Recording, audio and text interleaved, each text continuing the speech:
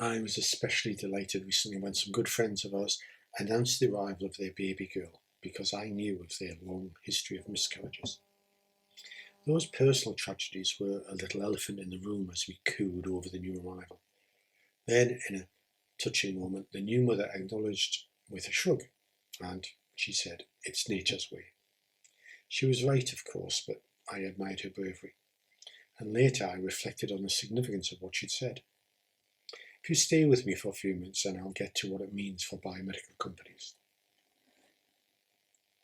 Most miscarriages happen in the first trimester, and about half of those are due to chromosomal abnormalities.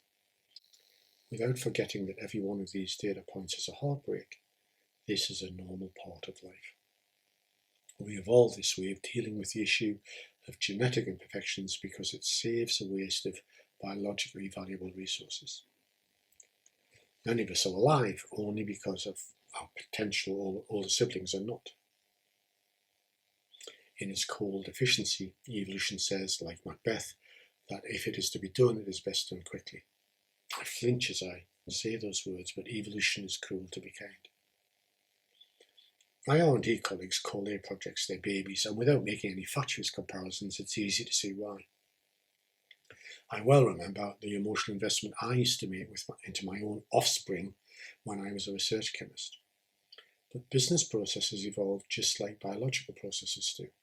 Those processes that confer the best chances of survival are selected for by the harsh business environment. The most salient example in our industry is the stage gate process in new product development.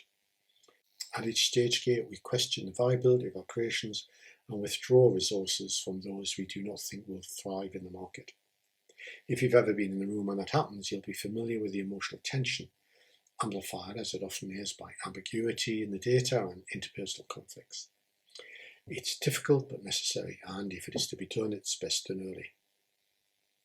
No one questions this logic, and fail fast has become a recognised capability advantage in biomedical R&D.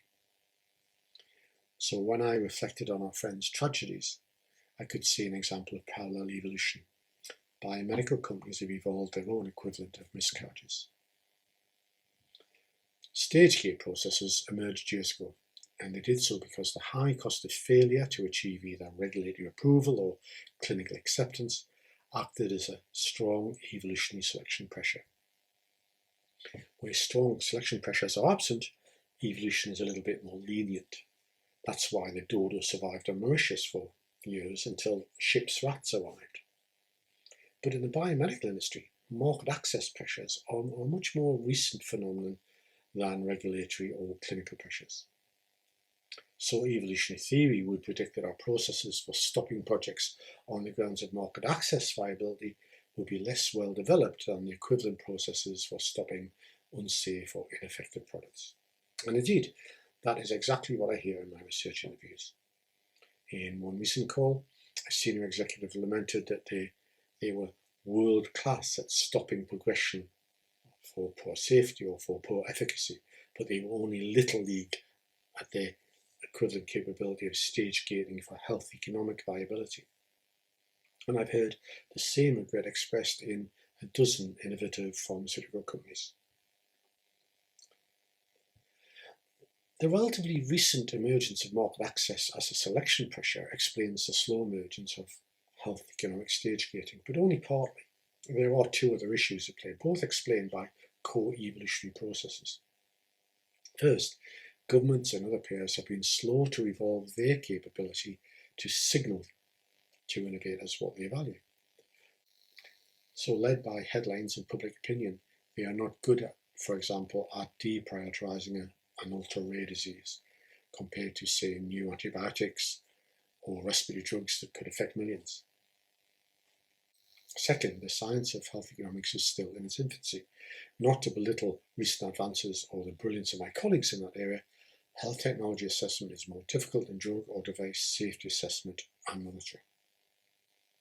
So if we combine the recent emergence of the phenomenon, the player platitudes and primitive science, we can get a better understanding of why about 2/3 of the drugs that reach market offer no additional value to the drugs already on the market, and why so many launches fail. So, forgive the Darwinian diversion, but I think we can learn business lessons from biological tragedies. Biological evolution has focused on early failure, and in parallel, our R&D scientists have done the same. But our health economic capabilities are not there yet. If we focus on ending development projects early for market access reasons, and we encourage payers and HTA bodies to co-evolve with us, the result will be faster and therefore cheaper innovation. That would be a good lesson to learn from nature's harshness.